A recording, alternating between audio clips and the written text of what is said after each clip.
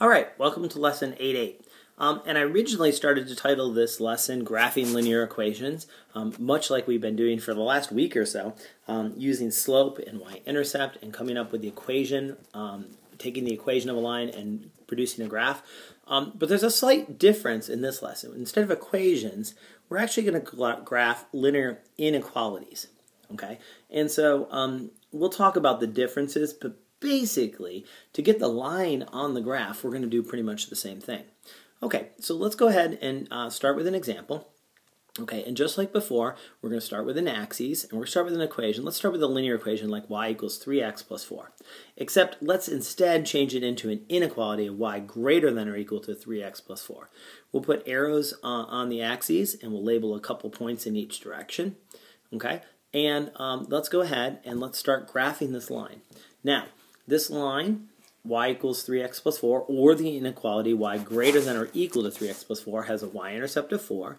Since its slope is 3, we're going to go up 3, right 1, up 3, right 1. Or I could go down 3, left 1, down 3, left 1. Sure enough, I produce this line. Okay? And again, this is using a slope of 3 over 1.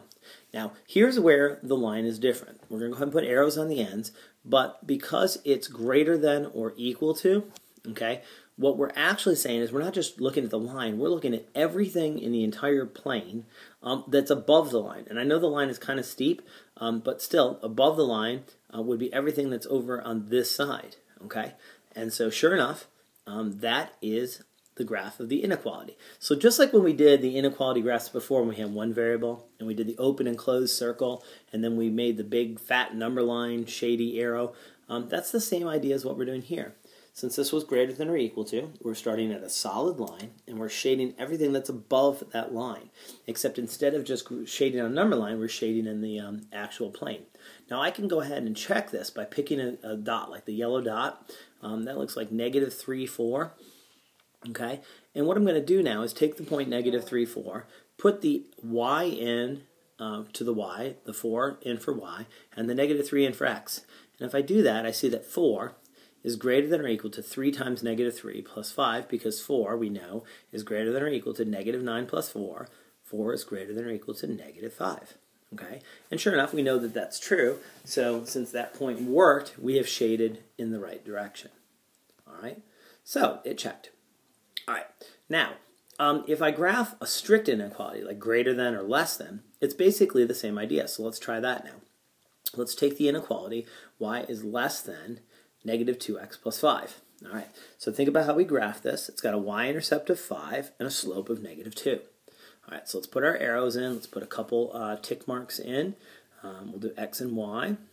Okay, we're counting by ones again. Okay, and sure enough, I'm going to start at 5, the y-intercept, and I'm going to go down 2, right 1, down 2, right 1, down. And you can see all the little red dots that I get doing that. Or I could go up 2, left 1, up 2, left 1. Now, when I draw the line this time, I want you to notice I'm going to draw a dotted line. And the reason for that, this is like the open circle that we did on the number line graphs. In this case, since it's strictly less than negative 2x plus 5, we want the y's that start at the line, but we don't want to actually include points that are on the line. And the way we indicate that is we draw the line with dashes. Now, this time it's y is less than, so we're going to shade down this time. Okay, so let's go ahead and shade under the graph. And when we shade, we always shade with just lines like this. Don't ever shade like where you totally fill it in. It's a waste of time, and it's actually more beneficial to do it this way, and you'll see why in just a second. Okay, so this is the graph of y is less than negative 2x plus 5. And one more thing that we do, again, let's check it. So we use the point 0, 0, which is clearly in the shaded area. We drew this big S to indicate that this is the solution set. And again, let's go ahead and check it. So if you put, if you put 0, 0 into this inequality, 0, let's take this one right down here, 0 for y is less than negative 2 times 0 plus 5. And sure enough, this negative 2 times 0 is just 0, so we get 0 is less than 5, and of course it checks. Okay, so that is how you graphed a strict inequality. Now, if it had been y is strictly greater than negative 2x plus 5, it would be the exact same line. It would still be dashed, except this time I would have shaded above the line. Okay, so I would have shaded like this. Okay, but that's not what we're doing in this case. All right, the final example is that you can go ahead and you can graph two inequalities on the same graph and see where they intersect. Okay, so in order to do that, let's go to the third graph here. And again, let's start with putting arrows on our axes. And this is x and this is y. And we'll put 0 in here. And I'm going to put tick marks on 2, 4, 6. I'm only going to label the 6. That's still enough to indicate that I'm counting by ones. And let's put a couple tick marks going -2, -4, -6. And we'll go ahead and put a -6 in there. And we'll do the same thing going to the left. -2, -4, -6.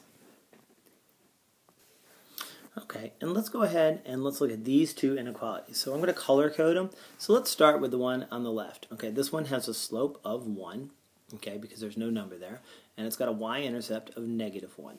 So we're going to start down here at -1, and a slope of 1 means we go up 1 over 1, up 1 over 1, and so we're going to get some dots that are just going to go right up the 45-degree line, right like this.